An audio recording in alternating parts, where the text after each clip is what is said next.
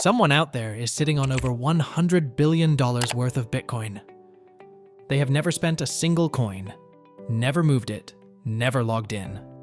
The wallet just sits there, untouched, while the entire financial world debates whether Bitcoin is real money.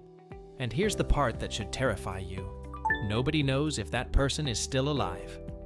By the end of this video, you'll know exactly how Bitcoin mining actually works, why the math that should guarantee you a fortune keeps destroying everyone who chases it, and the single concept that explains who actually wins this game. And it's not who you think. Let's start with what mining even is, because most people get this completely wrong. Bitcoin doesn't have a central bank. No government prints it. New Bitcoin enters existence only one way, through miners. Thousands of specialized computers around the world racing to solve a cryptographic puzzle. First machine to solve it wins the right to add the next block of transactions to the blockchain, and as a reward, Bitcoin.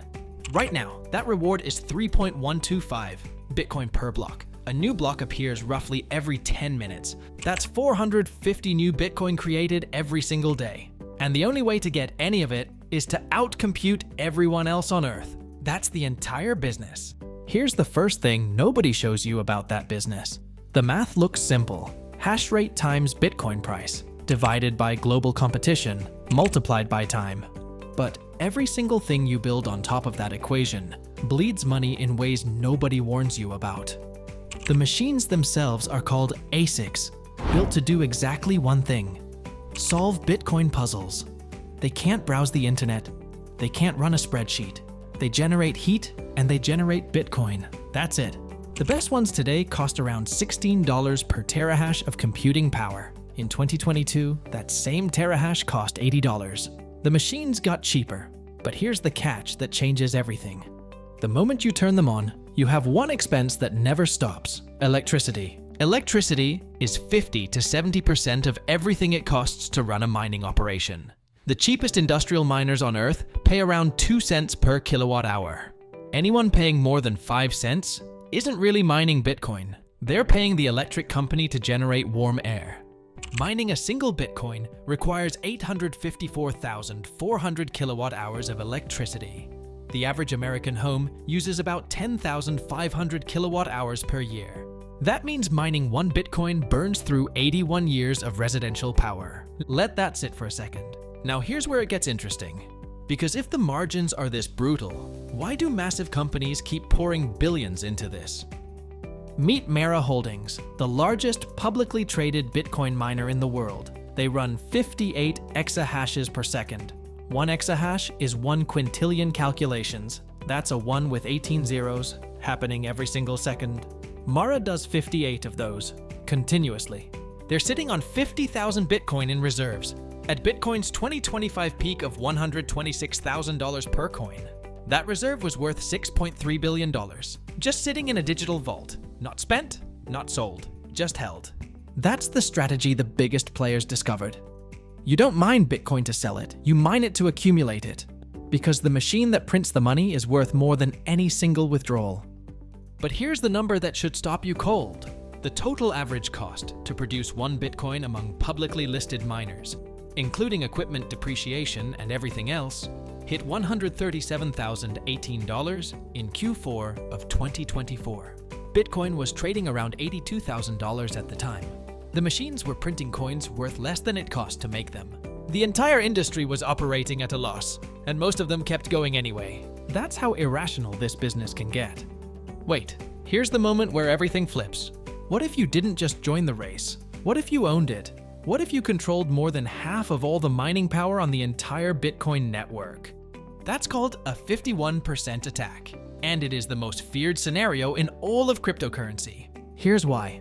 Bitcoin's entire security model rests on one assumption: no single person or company controls the majority of the network.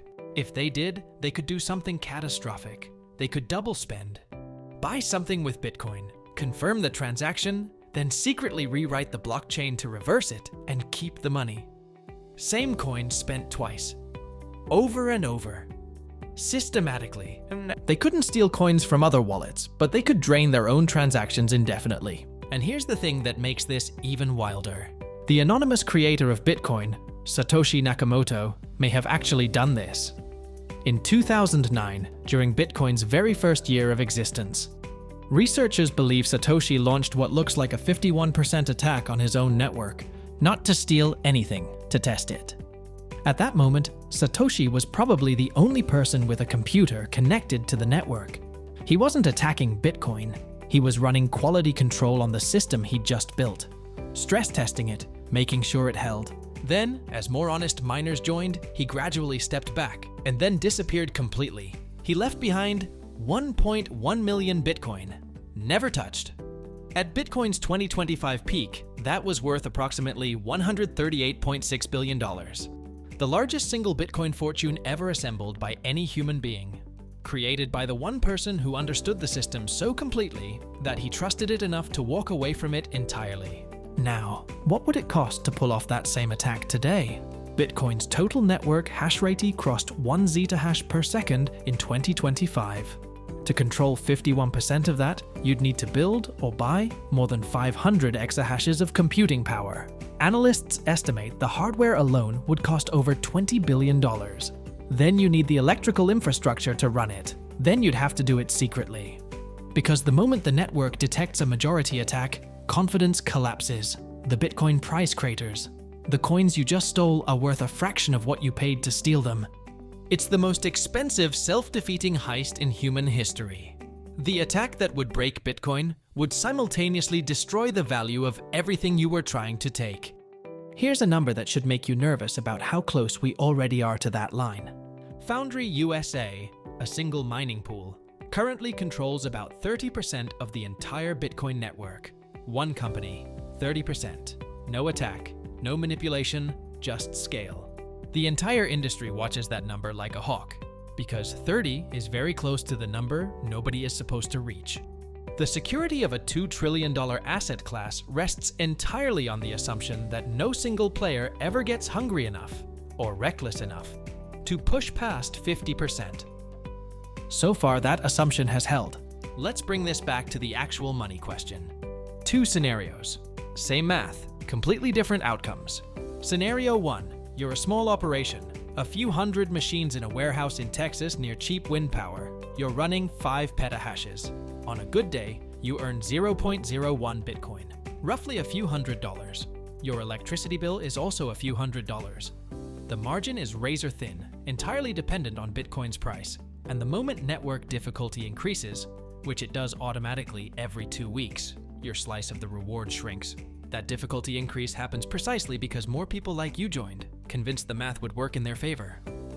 Scenario 2. You're Mara, 58 exahashes, 50,000 Bitcoin in the vault. You survive the halving events, those moments every 4 years when the block reward cuts in half, by cutting costs and holding. You've turned the mining operation into something entirely different. The greatest trade in financial history wasn't buying Bitcoin.